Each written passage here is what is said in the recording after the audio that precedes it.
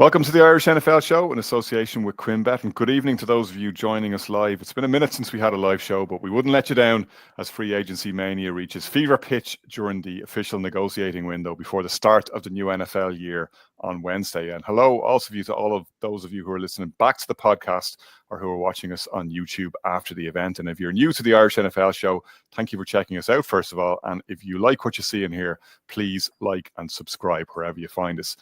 One or two of these big free agent signings or trades could tip the scales in favor of the contending teams. Just ask the Eagles how the Saquon Barkley deal worked out for them this time last year. There's a good reason they recently made him the first $20 million a year running back. Right, let's get to it because we've had some big deals today so far and probably lots more to come too. Kieran O'Donovan, Geno Smith left the Seahawks. He has now been replaced by Sam Darnold. We thought the Seahawks were kind of stripping things back, and now they're reloading. Yeah, happy to see Sam Darnold get his payday, $110.5 million. We were speculating not so long ago as to whether Sam Darnold did irreparable damage in his final two games this season, whether he'd be wanted or whether he'd be a priority in free agency. And as I said, happy to see him get his payday. He goes to a Seahawks team, and the first question I'll be asking is who's he going to throw the ball to now with the Seahawks seemingly cleaning the house a little bit, and they're clearly in a rebuilding phase. So with DK Metcalf and Tyler Lockett out the door, I know Jackson Smith-Njigba has clearly stepped up to that number one position. But look, I think it's a decent signing. And I think Sam Darnold getting what he deserves, and moving on and will be an undisputed starter going forward for the next couple of years. So good business by him, and interesting to see how the Seahawks take to this rebuild. I have to say, I enjoyed Greg Rosenthal's take on NFL.com earlier. He had him, of course, very near the top of his list of the best available free agents, and he was asking the two questions: do you get the Sam Darnold who looked like he was resurgent and playing the best football of his career for 16 games, or do you get the Sam Darnold who blew up in the two biggest games? And the answer to both questions is yes. Right? You get both of those guys, and you pays your money and you takes your choice, as the Seahawks have now done. Shane Brennan, I know you're kind of spoiling to get in here because the Patriots making some moves. Patriots splashing the cash. We knew they had lots of money. Myself and Brian were just talking about it earlier today. Jordan Rodriguez said you need to watch the Patriots in free agency. You got all this cap room, and they're excited about Drake May, and they are ready to load up that roster around him and see if this whole thing can sing. I have in my Patriots hat here. Let's see what the Crafts have brought in for me.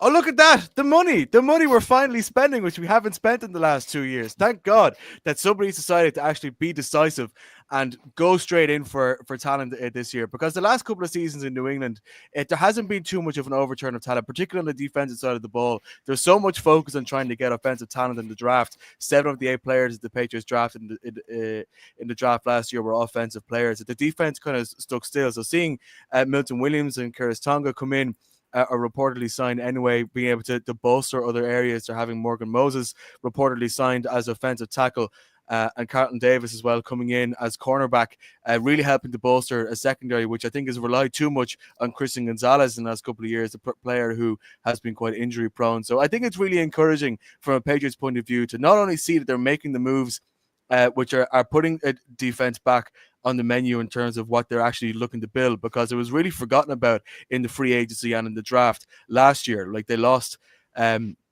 they lost a couple of players going off to different areas, and it wasn't really much of a replacement. There was just an assumption that it was pretty strong and it was able to be coached up to a fairly high level, which at the start of the season proved through, but as the season went on, that sort of degenerated a bit. So it's encouraging in terms of trying to read into what kind of strategy they're going for. Obviously, it's very exciting on the first day of legal tampering, which is one of my favorite phrases in the NFL, that we are seeing this kind of thing happen straight from the start, and it's always great that we're getting all these notifications in. But as a long-term project of what New England is doing, it's positive to see that they are recognizing this is an area that they have to move forward in. There's a lot of money there for them to sit on. That doesn't mean they have to blow it all immediately.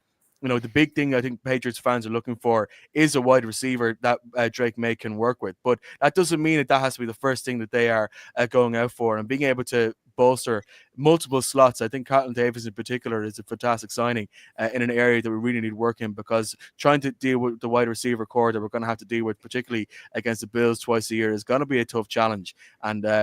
And in terms of trying to read into the kind of strategy that New England is putting into this offseason, it certainly is looking positive. But again, we could all be winners in March. By the time September comes, it can be different. But it's definitely a good day for us at the moment. Yeah, it looks to be, but it's also one of the things that I always find fascinating is what free agency tells you about how teams are viewing the draft. And I suppose we can get to that in a moment. And you see that a little bit with how the Seahawks have gone with Sam Darnold and the Justin Field moves to the Jets, which we'll get to in a moment. It also shows you that, okay, you have the money to spend in free agency. It's kind of like when a mid-tier Premier League team sells a player for massive money, and then they end up having to overpay for the kind of mediocre players they bring in to replace it. Not saying that the Patriots have gone for mediocre players, but one of the things that kind of caught my eye is, so they signed Carlton Davis from the Lions, who immediately go out and replace him with DJ Reed, which is arguably an upgrade for the Lions because they have the brands to attract the top tier talent, because who doesn't want to win a ring if they can? If you're going to the Patriots, you're going to demand a premium, no more than we saw, JC Horn locking down mad money, highest paid defensive back now in history. He's been paid more than Pat Surtain. Has he given you more than Pat Surtain does? Maybe not, but that's the price you pay if you're the Panthers to hang on to an elite level talent. Kieran Boyle on the team of what the signings and free agency tells you about the draft.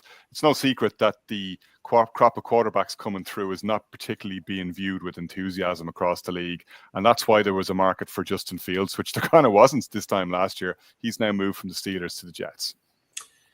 2 years, $40 million. I mean, it's a typical Jets move. They don't believe in him, but he's going to be enough for them for this year. And they do have the 7th pick in the draft, and they're gonna fish around and see if they can come up with some gold there. But this is a typical Jet move. No real kind of imagination. There was a couple other guys out there. Justin Fields is a running quarterback. He's not a throwing quarterback. There's a lot of noise that Garrett Wilson's happy that he's there. That's great. They played together at Ohio State. That's 2 different games. That's college and football and pro ball. So, I'm not going to rip on the Jets because it's the first day of free agency and there's a long way to go. We still have the draft to go, but this is, if you had told me that Justin Fields has gone to the Jets today, I would not have been surprised, and I'm not surprised in the slightest. The faith in him is not there because they give him 2 years, $40 million, because he knows he's not getting that anywhere else. And no one else is going to pay close to that money for somebody like Justin Fields. Has the ship sailed on him as a quality quarterback? Maybe not, but is he one of the top tier or even middle tier quarterbacks? Is he in the Kyler Murray realm?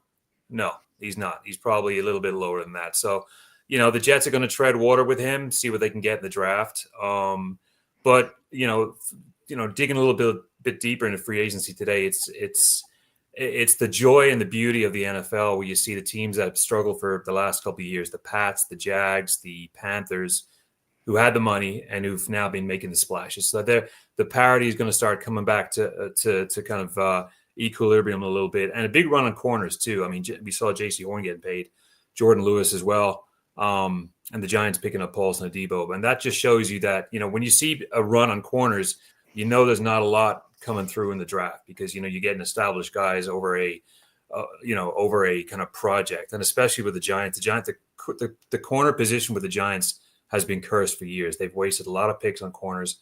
They're picking up a guy from the Saints who's been solid. Yeah, he missed last year with a broken leg, but he's, his stats tell a tale. He's going to be a solid cover. Not spectacular, but he's a corner that the Giants need. Somebody who's played the position well and has got, it's not a rookie draft pick coming in cold. The other thing I wanted to talk about was the Niners. It's been a rough day for the Niners.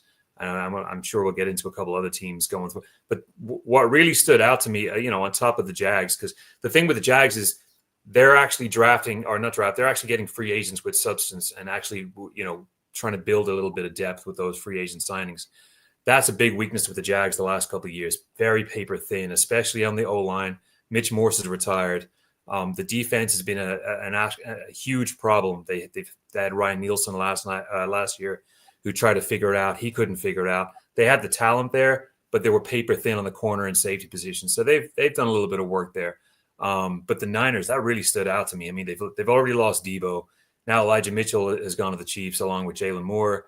Hufanga, I mean, I love that guy. Gone to the Broncos, and then the guard Banks, who's going to be protecting Jordan Love in Green Bay. So the windows, it's all about the windows of opportunity. Has it shut on the Niners now? Are they going to, not do a total retool and rebuild? But that's a lot of talent that's gone out the door, just to kind of keep Brock Purdy around at that 40-45 per year range. So, unless they draft really well, this could be a tough year coming up for the 49ers already with the health issues with McCaffrey. Debo's gone, uncertainty about Ayuk. Where's he going to be? So it's that really stood out to me on top of the teams that really needed to spend money. But again, we're only 5 hours into free agency, long way to go. But the big splashes have been noticed and they've been made pretty big. Brian, I suppose a similar pattern in some ways to what we saw last year, where it all seemed to happen on day one and in about half of day one, and then you were kind of scrabbling around for eye-catching moves thereafter. So just as well we're going live when we're going live. You wanted to say something about Justin Fields, though. Yeah, you can fill in the blanks on this from Connor, because you look at the signings today across the league, and rightly so, we've discussed teams that overpay, and as you said, there's teams that have to substantiate the money in order to kind of get the player, because they're not at the level in which the player wants to be. But obviously they're coming for the coin, as they say. With Justin Fields, I feel kind of numb on this one, because I don't know. I'm totally confused by Justin Fields in the sense of the Jets give him a 2-year deal. It's $40 million. You look at that and say, $30 million was guaranteed. Didn't really have a market. So are they overpaying because they didn't really have anybody who was up against him, seeking his name to be signed? We're a year removed when the Bears thought they were going to get a second round, the third round, and I think a fifth in the end, and the Bears fans were left scratching their head because the Bears completely misunderstood the market for him. He started in Pittsburgh, played reasonably well, was taken out of the team when it looked like he had ownership of the team. They brought Russell Wilson in, they brought him back in slightly towards the end of the season, and he's commanded a contract today for 2 years, which for me was a little bit eye-dropping. And I didn't think there was I'm going to repeat myself, but I didn't think there was a market there. So it's an unusual one. I can understand why the Jets have done it, because they probably looked at other alternatives that are there, and he's a younger demographic, so maybe there's a little bit more security there. But I'm confused by Justin Fields, what he is. Is he a running quarterback? Is he a quarterback in the pocket? Kieran's alluded to being more of a running quarterback. That's what the Jets need. They've got Breece Hall. They've got other young running backs in that team that can be fruitful if given the ball and they can get the production. So where does he fit into this? It doesn't really make sense for me.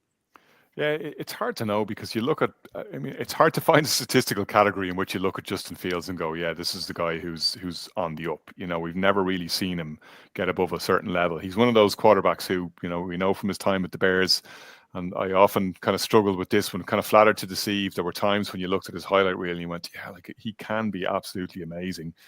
Did pull off the occasional incredible throw alongside the obvious running talent that we all talk about. And to be fair to him, he did show signs of improvement in those early games in Pittsburgh when he went 4-2. I mean, there was a genuine quarterback competition there. There was genuine jeopardy. It wasn't just the case that Russell Wilson was going to fly back into the starting lineup when he got fit, and indeed that wasn't the case. But you would be concerned about, as you say, Justin Fields' stock in a situation where ultimately he wasn't able to hold the starting job with, a rapidly diminished Russell Wilson taking the Steelers ultimately to the playoffs. And even when they're losing those 4 games in a row, 5 games in a row towards the end of the regular season, there still wasn't enough of a difference to be made by bringing Fields in that the Steelers thought, yeah, this is the guy, and maybe we should spring him and go to plan B. So, as you said last year, when the Bears thought of Fields as somebody who would get a starting job elsewhere and whom there would be a different type of market for, they were very quickly disabused of that notion. And it's only because this year, as we say, the perception is, well, there isn't much to be had in the draft, so you're going to have to look at what's out there. I mean, there's people talking about Zach Wilson potentially being an option now. How quickly the worm turned on that one. This guy couldn't get arrested 1 minute. Next minute, they're talking about him being, well, he's not that bad. So yeah, we'll see where that one goes. Meanwhile, I should probably mention, while Shane got his little spin around on the Patriots, the Bears have obviously been pretty active in free agency, and I was interested in maybe get your take on this one, Kieran Boyle. Given the relative strength of the draft in terms of what's available in terms of linemen on both sides of the ball, it's interesting that the Bears have splashed the cash so freely, and they've basically now reshaped the entire interior offensive line. And you would imagine that Ben Johnson's hands are on all of that. Like, he's clearly looked around the league and said, yeah, I'll have Joe Thuney if he's available. Jonah Jackson from the Rams looks like he'd be my kind of guy, and they know each other from old. They've added another O lineman now, and they don't look like they'll be looking to do much beyond look for year 2 starters or strong replacements from the draft. And they've gone for two D linemen as well in Grady Jarrett and Dayo Odeyingbo from the Colts. So we'll see whether those deals turn out to be good or not. But the Bears have definitely addressed 2 areas of weakness and showed, as Shane was saying with the Patriots, they're not afraid to splash the cash for a team that's typically been shy about free agent moves. Yeah, and where do they need the help the most? That was the O-line. It was keeping it was keeping Williams upright, and that not only was that the problem in college, but it's been the problem in the pros, and the need had to be addressed, and it was addressed. I mean, the Bears, they did what they had to do. They fortified that line, and like you said, they've made some nice moves on the defensive line as well. All moves they needed to make, and now they can pad out some of those other positions of need in the draft. And they won't have to kind of front load on some of those kind of rookie linemen that might be coming through. So I like what the Bears have done. The teams have been pretty smart so far. I mean, we're only 5.5 hours into it, but there's no real kind of head scratching moves, especially other than Justin Fields maybe, but no really crazy moves. A lot of them are expected, and teams that had a need, like the Jags, had a lot of needs, and they've addressed a lot of those. Eric Murray, the safety. They picked up Nick Mullins, a decent kind of backup for Foles, who is very Lawrence, who's very injury prone. So teams are doing what they need to do, and that's kind of solidified with what the Bears have done. They had to have O-line help. They had to shore it up. It was a huge problem last year, and it's been addressed. And now they can start focusing on the draft.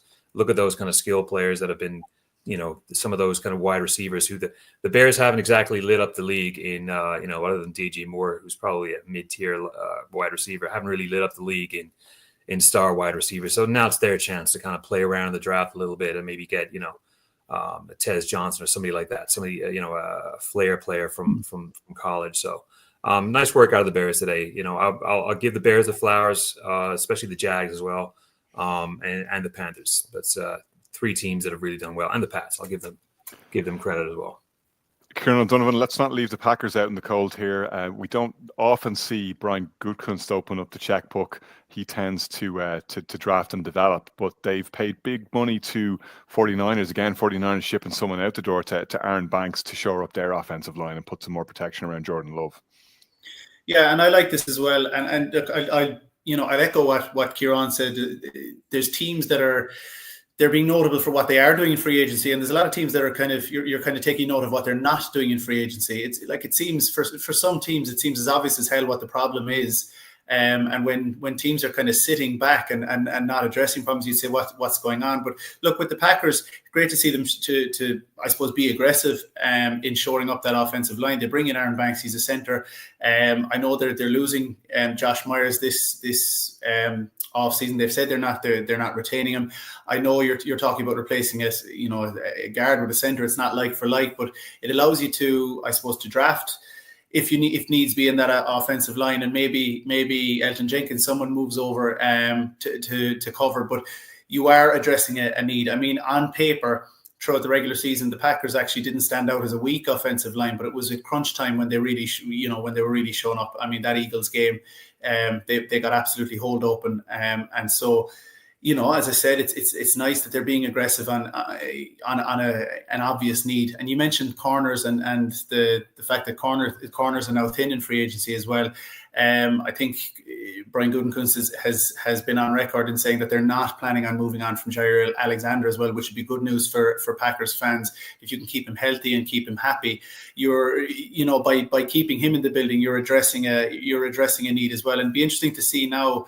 I think from a Packers perspective, the real, I suppose, the 2 areas of need that people are seeing, are a true number 1 wide receiver and that edge rusher. Unless they're confident that someone like Lucas Van Ness can step up, or that Rashawn Gary can take over, and really step up to be the player that he promised to be, you'd be looking to go out and see, would the Packers maybe look at a Trey Hendrickson, or Trey Hendrickson, who seems to be that one obvious name that's out there in terms of pass rushing, and And on the flip side, then you talk about teams addressing needs. I'd flip to the Bengals, and I'm kind of looking at the absence of any activity in Cincinnati today, and I'm kind of thinking to myself, what are they waiting for? I mean, the whole of the NFL world is talking about the deals that haven't been done in Cincinnati. You've got Trey Hendrickson there. They've allowed him to seek a trade, and you're wondering, are they testing the market? Are they hoping that he'll be disappointed with what he's offered, and that maybe he'll find his way back to Cincinnati? But if I was a Cincinnati fan, I'd certainly be worried about what my generational quarterback is thinking about this free agency market as well, because there's echoes in my view of the, you can draw some parallels with Carson Palmer and his, I suppose, messy divorce, and you certainly don't want to see the Bengals going down that road if they're not going to lock up T. Higgins, if they're not going to get something done with Jamar Chase. I mean, that market for this highest paid non-quarterback is just going up and up. I mean, you're just kind of sitting back saying, what's going on in Cincinnati? What are they waiting for? Brian, we talked at length, as many others did, about how the Eagles won free agency last year. Not only are they quiet this year, but players moving in the other direction. So Josh Sweat gone to the Cardinals and bringing his Super Bowl ring with him. And looks like Darius Slay is leaving the secondary of the Eagles and going to Pittsburgh. Yeah, before we go to that, can I just jumping in? I know Shane has seen this. Kieran may have not have seen this. The Packers agree a 4-year deal with Nate Hobbs and the Raiders, cornerback, which kind of strikes me as maybe they are going to move on from Alexander. Maybe they are. I'll let you digest that one.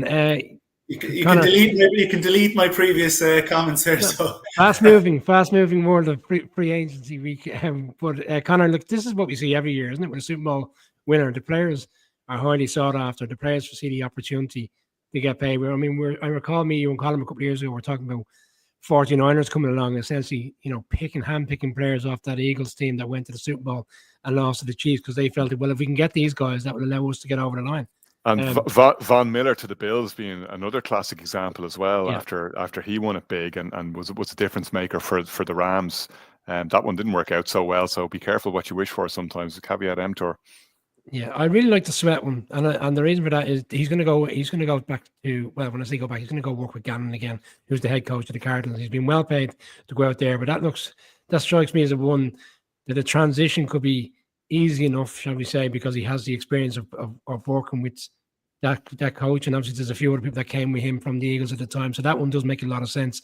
The Williams, or the one in which obviously looked like he was Carolina bound, and Williams goes to the Patriots. Slightly surprised that he ended up there because it looked like it was a foregone conclusion. But I don't think this is the end of it. Slay was released last week. James Bradbury's gone as well. So, like, again, I as an Eagles fan, obviously they're probably still in the height of celebrating the Super Bowl victory. But I don't think they'll be alarmed by these players because we've seen continuously with Roseman, he finds ways to kind of transition new players in very quickly. They'll be right back at it next season. Oh yeah, I've no doubt about that. Shane, one team that's made a couple of interesting moves, I think, is the Bucs. Brought in Hassan Reddick, who had his issues at the Jets last year, and not a great bit of business by the Jets front office ultimately, although they did get 10 games out of him at the back end of the season. And they've also re-signed Chris Godwin, and it looks like they've got a steal there. I mean, they're not paying Godwin huge money for the caliber of receiver he is, when teams are paying top dollar to the likes of DK Metcalf. Yeah, I found that the Godwin deal intriguing in that at what point did Godwin and his agents sort of test out the market here? Like, what the 3-year, $66 million deal is by no means a small chunk of change, but I think I have to wonder whether there was something about the team, or whether, unlike, let's say, what was happening with a certain player in Cleveland, for example, that somebody decided to maybe take a slight pay cut in order to be in a position where you can actually go somewhere in the league. And we know the Buccaneers really had the potential to do something in the division that they're in. They've been in the playoffs the last couple of years. I think being able to keep Godwin in the building, I think is a really important move in order to keep that offensive flow, which we know the Tampa Bay has built up after losing their offensive coordinator, who has gone on to be the head coach of the Jacksonville Jaguars. In terms of the move for Hassan Reddick, look, it really depends on like I say, fitness, being able to build a sense of consistency. He is incredibly powerful. I've seen him. I've watched him sort of beat up on the Patriots a couple of times. I think I'm pretty sure I saw him in London as well. he's the kind of player you can get to really smash things up at key moments. And look, when you're in free agency and you know you are a team who is on the bubble of really getting somewhere, who are the kind of players that you need? Do you need someone who you can guarantee is going to play for 17 games? I don't know. Maybe you could take a risk on somebody who you know can be a game changer. And that's what they're getting with Hassan Reddick, is that if he's available for the right moments and the right games, particularly as you get down the stretch, he could potentially be that defensive piece, which I think the Buccaneers need, because they know that the Panthers might end up coming up. They need to really battle against other NFC teams. Their schedule is going to be a little bit tougher going into this year. So I can understand why they made that move. Before we wrap, let's talk about some of the players whose destinations still remain to be decided in free agency. And we've had our fun, Kieran Boyle, but this deal won't be done until we see where Aaron Rodgers' new team is. Like that's where the enjoyment really is going to start. Here we go, Steelers. Here we go. That's where it's looking right now. That's what I think. I think Russell Wilson. There's even talk about him to the Titans. I believe there's going to be Rodgers is going to end up with the Steelers, and Russell Wilson will end up with the Giants. Giants will do a little work in the draft, but that's what I think right now. Rodgers, what's the breaking news? What you got? Big quarterback news. Uh-oh. AFC North Steelers. No, it's the AFC North Browns acquiring Kenny Pickett. Oh yeah. Okay. Sorry, back at it. Oh, we had a Don't do that. Don't do that. It is true, though. It has gone through. Kenny Pickett has been traded to the Browns. Sorry, I didn't mean to cut across your Kieran. I thought you liked that one. The guy said he could end up starting for Cleveland, but anyway, we'll get back onto Aaron Rodgers. Yeah, listen, Rodgers at this stage, it went from being no market and basically him last week or even 10 days ago, basically begging the Giants to take him. And all of a sudden, with all the carousel of quarterbacks that have been moving around, now he almost gets to have his pick. He could end up in Tennessee. He won't, because there's no talent there right now. But he'll love to go there. Throw into DK and kind of sticking it to a couple more AFC teams or AFC North teams up there. So that's what I think at this stage. And it's intriguing because he's 41, but he's still commanding all the headlines, and that's really, he's the big one out there right now. Where is he going to go? It's in my mind, it's going to be Pittsburgh. I think the Giants will move on, but or not even be in the sweepstakes. But that's my money. Brian, the top wide receivers don't last long in free agency. Top corners likewise. There's still some pretty good players knocking around though on the secondary. You could have some Charvarius Ward, Justin Reed still potentially available at safety. There are some excellent role players. Justin Reed, calling him a role player is a drastic understatement of his ability. Teams that are looking for. Yeah, Sorry, Holland from the Dolphins, another player in the secondary safety that I thought would have been snapped up quickly today. Yeah, it's always the way, Connor, isn't it? You see these players, you think they'll be gone very quickly within a few hours, and as the day trickles on, they all end up on the Eagles for no money, and you're like, how did they let that happen?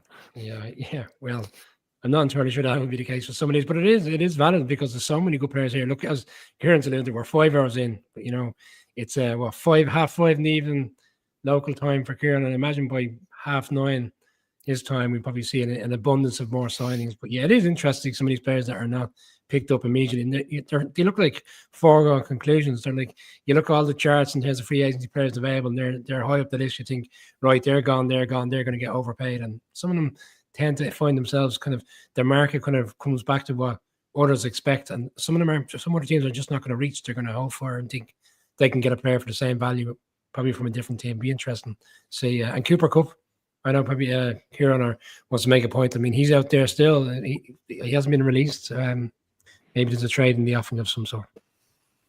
Yeah, I just want to have a quick thing. I don't know if you guys follow Warren Sharp.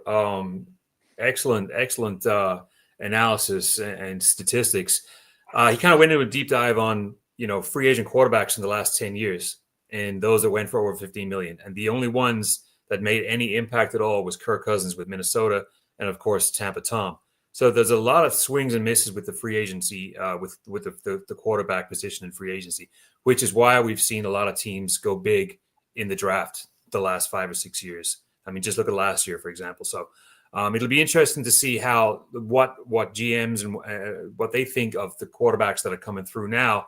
Are they going to front load on these free agent quarterbacks and try and buck that trend? But it hasn't been a kind of a thing that's worked out over the last decade with free agent quarterbacks. I mean, think about Nick Foles. I mean, he went to Jacksonville for a boatload of money, and that didn't really work out. That's just one example. But it's really only Cousins and Brady that have worked out. So that's something to see. And I think, and this is for another day too. But I think a lot of GMs are really going to rubbing their hands with the quarterbacks coming through, because now we're down to the kind of bare picks. I mean, you have Kenny Pickett being traded, so now we're going to start seeing some GMs really starting getting heated up before the draft, and there's going to be I think there's going to be a lot of quarterback movement now coming up from college players. Brian just mentioned Cooper Kupp there, Kieran O'Donovan. You wanted to make a quick point on him. Yeah, no, like I was just fascinated the other day listening to Jordan Rodrigue on with yourself, Connor, and the high praise that she gave to Cooper Kupp. Like, we've all seen the quality that he's shown on the field. We all saw him carry the Rams to the Super Bowl with his MVP performance, and we know, like, it's well established and well documented, his work ethic and his enthusiasm in terms of studying the game and being almost that coach in the field, but. Jordan Rodrigue went further, and she really waxed lyrical about how he established the culture in LA and how Sean McVay holds him in such high esteem, and what a tough decision it was to even allow him to talk about allowing him to leave the building. The quote, Kieran, from Sean McVay on that interview with Dan Patrick was that he's made me a better man. Like, he couldn't have been more vociferous in what he was saying about him. It was an absolute it was the highest form of tribute. Yeah, like, and this guy, I don't think, look, because I suppose of his age and because of his injuries over the past few seasons, I don't think he's going to command a huge price tag. I don't think he doesn't come across like a guy that's going to be a difficulty for. It doesn't seem like he's going to make problems for any team that he goes to. I could even see him being happy to be a number 2 or even be a number 3. And you talked about even how he revolutionized the style. Jordan Rodrigue talked about, again, the 11.5 personnel, in terms of being a mini tight end on the field. I was fascinated by that, because you watch him on the field, but when you hear a person really diving into the X's and O's, it is really fascinating to learn about the things that you don't really see or that you don't appreciate. And look, I think about the Packers and the fact that they are missing a veteran wide receiver, and I think he could slot into a system, and especially when you look at a Matt LaFleur and what he could scheme up for Cooper Kupp. I know the likes of the Packers are looking for maybe a deep threat, but I think there's a hell of a lot of teams that would really, really do with a Cooper Kupp in the building. No, I think you're exactly right there. I don't think he's going to last free agency without going, as you say, either to a coach who comes from that system, like a LaFleur, who knows exactly what he can bring to the party, or I wonder if he goes to, you could even see him going somewhere like the Patriots, right? A coach that's trying to establish a culture, has a relatively young locker room, and needs to bring in that vet who's going to set the tone. I mean, we saw it. In fact, it was one of the criticisms I remember that Jordan Rodrigue made of the Bears under Shane Waldron as offensive coordinator before he got the bullet, saying that the players didn't appear to be putting in the effort in the blocking scheme in the same way that they would under McVay, and had highlighted Cooper Kupp as being somebody who sets the tone. So that's exactly what I think he brings to the party, and there will be a party, I think, that will be not only too happy to welcome him as a guest. There will be plenty more in free agency, though, before we go. There's nothing else breaking, Brian, before we wrap up, is there? I'd hate to leave it. I'll hand it over to Shane. He's extremely excited about a new quarterback addition. Another new quarterback. Go on, Shane. We're getting the Pasternak, guys. Josh Dobbs just signed for the New England Patriots. There we go. Friend of the show, Josh Dobbs. Yeah, Vegas. Chase him around Vegas. The poor man. Indeed. Right, good stuff. The next one is to see where Jameis Winston lands. I see there's a lot of talk about where he's going to be the next backup, and I think like Josh Dobbs, he's one of those players who I think a lot of teams would be looking for almost for the content as much as the ability to play on field if they need him. He'll land on Fox, I'd say.